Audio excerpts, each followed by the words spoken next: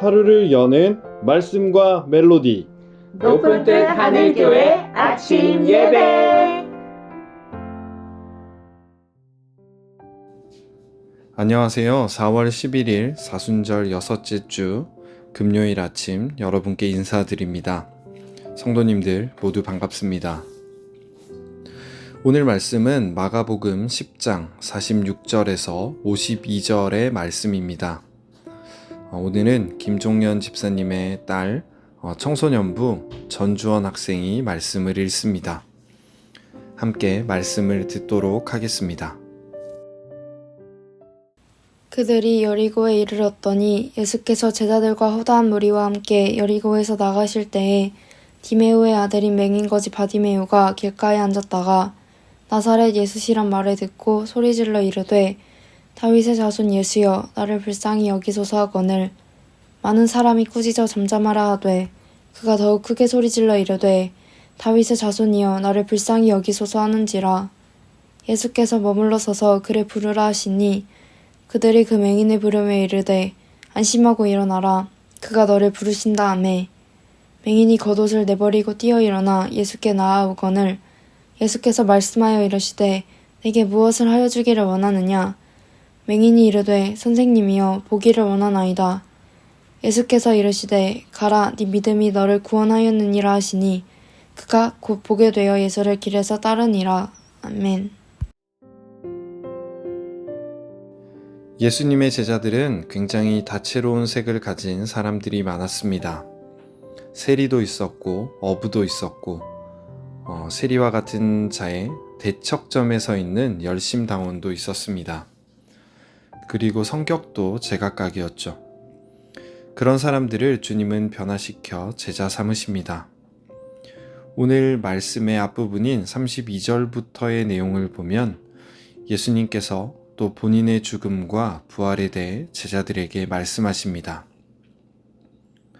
그런데 그 뒤에 아주 이상한 사건이 벌어집니다. 야고보와 요한이 예수님께 나와 무언가를 요구한 것이죠.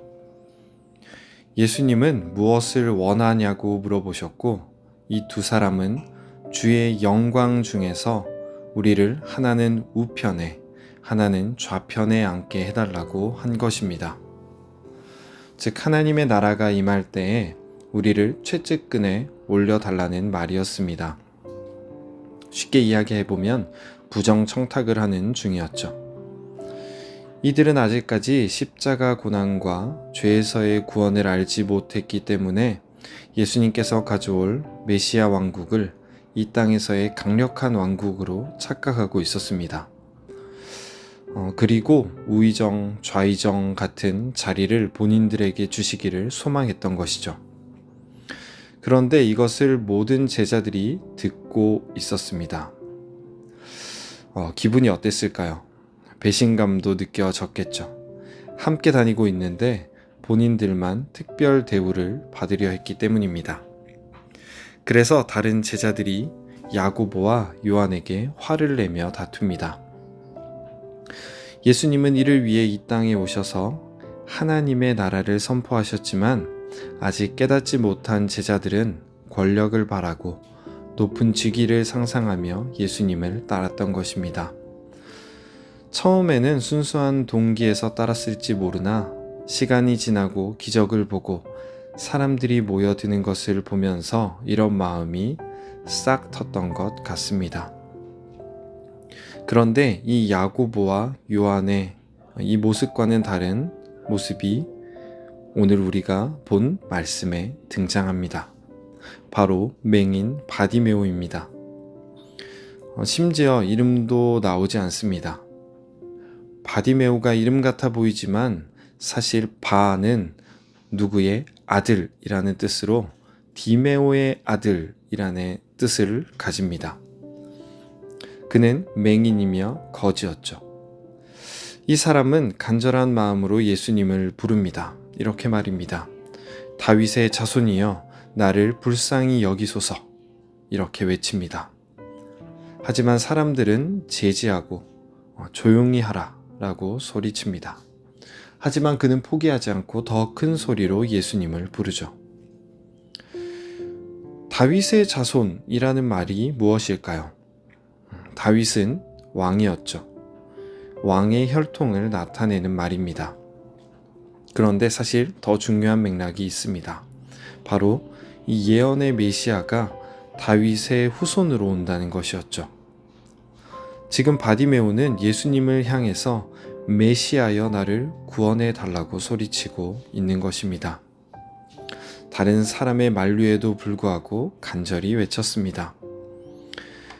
예수님은 그를 불러오라 하신 뒤 물어봅니다. 내게 무엇을 하여 주기를 원하느냐? 바디메오는 이렇게 이야기하죠. 보기 원합니다. 바디메오는 제자들처럼 권세를 달라는 것도 높은 직위를 달라던 것도 아니었습니다. 그를 가로막고 있는 가장 큰 문제는 바로 보는 것이었죠. 이 보는 것을 해결해 주시기를 원했습니다. 예수님은 이렇게 말합니다. 가라, 내 믿음이 너를 구원하였다. 뭐가 구원했다고요? 네가 가진 믿음이 구원했다라고 선포하십니다. 바디메오는 그냥 대충 저분이면 나을 수 있지 않을까 하는 막연한 기대감으로 한 말이 아니라 메시아에 대한 믿음과 나을 수 있다는 믿음을 가지고 예수님을 향해서 외쳤던 것 같습니다. 그리고 그는 보게 되었습니다.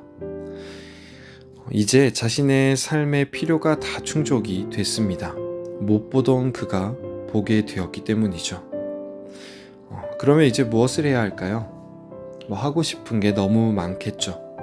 만나보고 싶은 사람도 있을 것 같고 보고 싶은 광경도 있을 겁니다.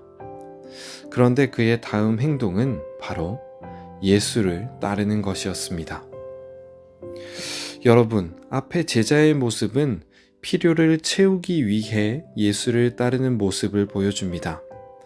그리고 뒤에 바디메오는 필요가 채워졌음에도 주님을 따르는 모습을 보여주는 장면입니다.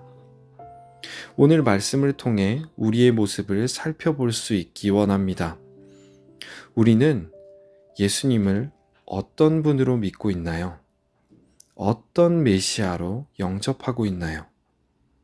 나의 필요를 채워주는 메시아인가요? 아니면 내 삶을 던져 믿고 따를 메시아인가요? 그리고 우리의 필요가 채워지고 난 후 우리는 주님으로 인해 기뻐하나요? 아니면 채워진 무언가로 인해 만족하고 있나요? 우리에게 바디메오와 같은 영성이 있기를 소망합니다. 믿음으로 주님을 바라볼 수 있기 원합니다. 더 큰 것을 주님께 바라는 것보다 내 삶을 치유하시고 변화시킨 그 주님에 만족하며 그 뒤를 따라 살아갈 수 있기를 원합니다. 오늘 하루가 변화의 한 걸음을 내딛는 그런 하루가 될 수 있기를 간절히 소망합니다. 기도하겠습니다.